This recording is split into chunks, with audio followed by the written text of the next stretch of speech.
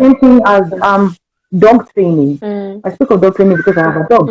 It's the same thing as dog training. I understand that different dogs behave differently and not on the animals. But Yes. same thing as us, Yes. adults. Our temperaments are different, our kids are different. One is formula fed, the other one is breastfed. Somebody else is doing both of the mishmash. Somebody is costly. A baby has their own room, and a baby is costly because the mom is living in a maybe a 1 bedroom or in a studio apartment. So it is all different things really need to match. Exactly. And not to overstretch a parent to do this thing that you're reading in this book. You know? Because the book that says that a baby should sleep in their own room. What if I don't have that kind of room? Exactly. How do I adjust? Okay. Regardless of where you're living, okay, of whether you have summer, winter, or whatever weather actually happens outside, did you know that weather actually has an impact on your sleep? You didn't? Me neither. Not until some months ago that I was carrying a baby, I was pregnant, and I was just like, okay, we're sleeping really. My sleeping routine was really not that good. So I said, I'm going to intentionally look at my sleeping routine, okay, and see what's wrong, what we can correct rather. Yeah. So I did a research, and I didn't actually know until now that weather has an impact on my sleep. Okay. If you are living in a country where they actually do change the timing, like in spring, it goes, the clock goes 1 hour back, which is called a daylight saving, you will understand that actually this 1 hour is really lost. Yes. Yeah, thank you guys for commenting the time. Yes. So I just explained what we want to concentrate on today, and that is a better sleep for mothers and babies. And actually, I would want you to explain to us what sleep does first of all, to a pregnant woman, before we even get into the postpartum or even the baby is here. What now sleep has totally gotten lost, because many people don't actually know that pregnant women, they're always yawning and they're always tired, but actually sleep doesn't come that easy. Sleep doesn't come that easy until you are there, and then you're like, oh, okay, I should actually be sleeping in just a few months. Or even people will tell you, sleep now, you will not be able to sleep later.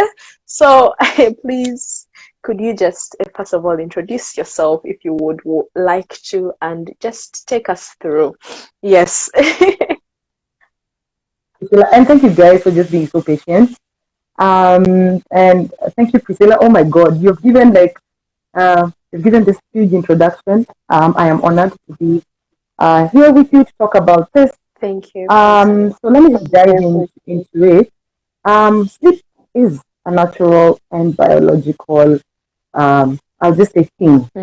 We tend to assume that, just put your head and then you go to sleep. I wish it was like that. And even despite this being, pregnant, just for any human and animal, sleep is important. We just underrate it. And we tend to use it for sleep when we die.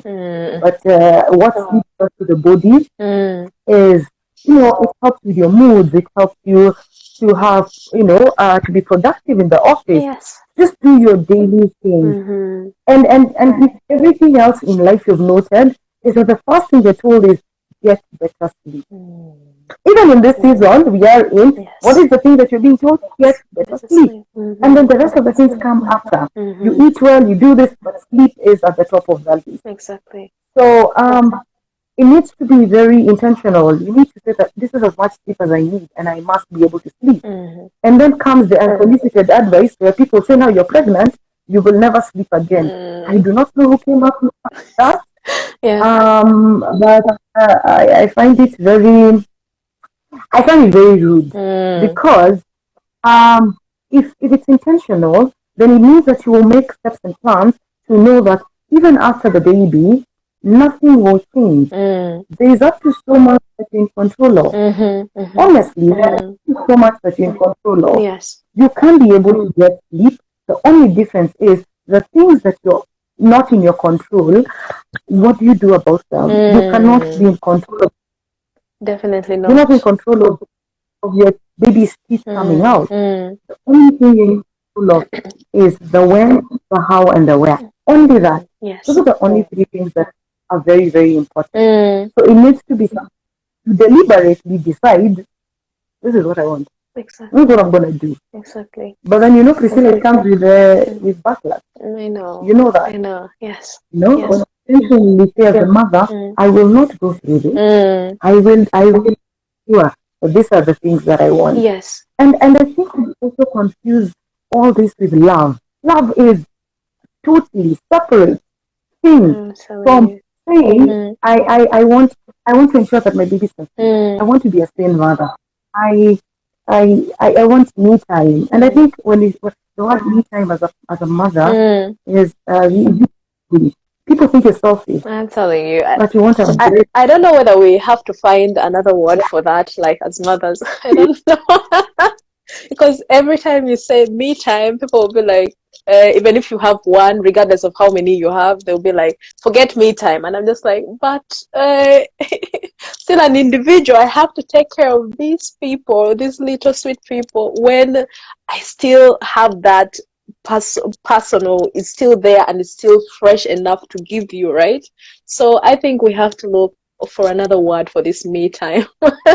So that people don't attack us each and every time we say, I need some me time.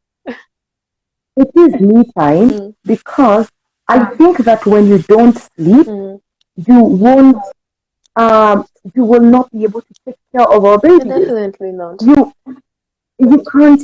I can try to imagine somebody who's up every hour, right? You're a mother, you're a wife, you are an employee, right? But how much of your of you are you giving away? I'm telling you. Yes. You have to reconstruct. That's why when you're taking care of yourself, you're reconstructing yourself for you first and for the other people around you. So I don't think it's a mean thing to do. It's just that we need to, like you're saying, look for another word. But for me, it's me time. It's me like some days I'm like, whoa, whoa, from all the schooling and now our schools are closed. It's mommy every second. Yes. How about I need a break? And it's very okay to say I need a break. That's why we delegate. Yes. But then now, let's talk of Priscilla. Priscilla is in a whole different continent. Okay. I don't know whether do you have a caregiver yourself? Yes, we do have one, though they were closed, the daycare. They were closed for a while, okay, and they get opened and closed again. And this also depends on are you a working mother? Do you really need our services now? Like what I totally understand, I'm not complaining. They will have to specify, like, are you a single mother? Do you really need our help? Or is there someone helping you at home? Is there a father who can kind of take on other, you understand? Okay, so if it's you and your husband is working or your partner is working, then you will have to stay home. They will think you have this together because you're going nowhere anyway. It's a pandemic. They will help the people who they think need help right there and then. And I don't fall in that category, okay? I don't fall in that category. Exactly. So and this brings me to in a situation like yours, okay? Why would we say that it is mean to say I need structure in my home? Like I can't handle this by myself.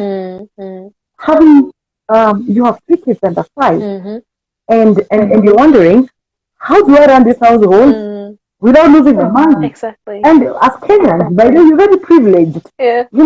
We have labor at almost and we still are in this place where mothers I think we also take it for granted because when you leave the house with somebody, this person will still have to go through that mess of now this baby has not slept. And now mommy has to come back from work and now the night is crazy.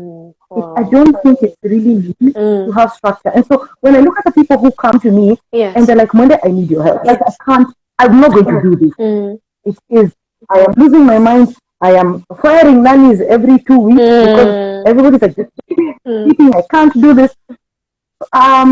It's very, I think what I do would be based on choices. This is about choices. Yes. It's about what you want as a family. From a family, it is a personal choice from where you are at as a mother. Yes. Yes. Because if Priscilla, your husband is willing to, I say parent, because you don't have to babysit to parent. He's willing to with you up in the middle of the night. Not every other woman has that because of various reasons. That's true. Right? Yes. A single parent, a single dad does not have maybe that privilege to have somebody else help them. Exactly. And there's somebody who's thinking, I can't do this. My husband and I are on at loggerheads because this baby is not sleeping. I am not functional. My employer is about to fire me. I can imagine. And my nannies are leaving. Yes, I can So imagine. the people who have it really bad. Yeah, yes, I can. Actually, I even thought about it lately. I'm a stay-home mom. So I just imagine someone who actually goes at work outside of their home, and they've got, let us even say just one child who doesn't sleep, okay? And maybe they've got help here and there. Someone comes in the day because they are away, or they've got the daycare. But when this child doesn't sleep when they're supposed to sleep at night, how are they going to do it at work? Like, which kind of concentration are you going to have seriously in that office when you pretty much slept 4 hours, like not even 4 full hours, but this, understand? Yeah. Oh, in the whole 12 hours. You get, right? Like, how are they really doing it? Yeah. And you see, in that context, like it still boils down to it's personal choice. It's personal. And maybe a lot of times people have read, and this is now where misinformation comes in. You've read so much. There are books that you bought such in stores and certain bookstores. Or some people get them in the shower. But I was about to say, these books are big. We don't buy them. They're handed to us on baby showers. How to sleep well, how to feed the baby properly. But they become gospel too. Okay. It all boils down to Priscilla, it is your baby. Yes. Priscilla, you understand your baby. Okay.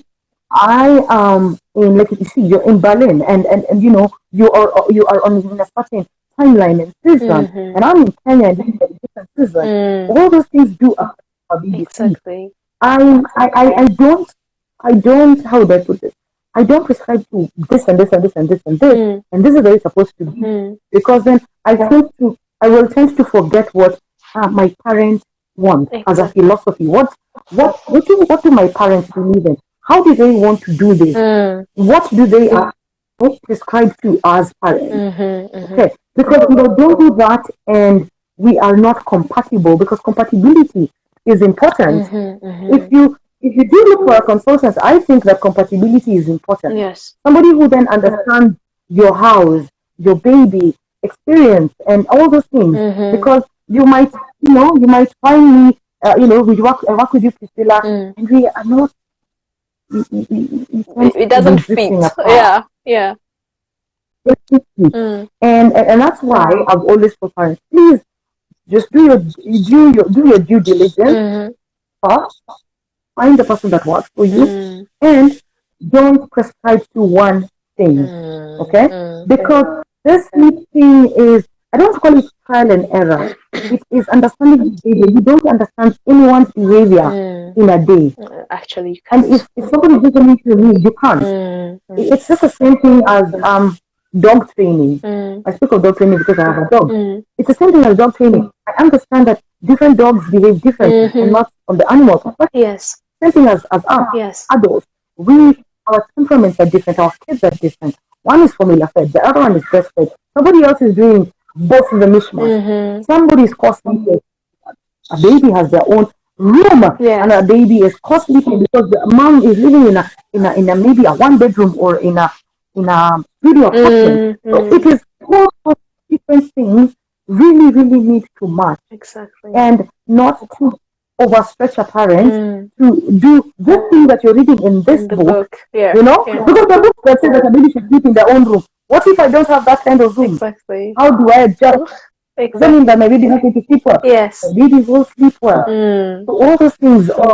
This is not a gospel truth. Let me tell you, if babies were that perfect, I don't think there's any mother in the world who will be complaining about, not yes. sleeping. You'd pull something from the internet and say, I'm going with this, and this is what I want to do. Yes, yes, that would be very easy.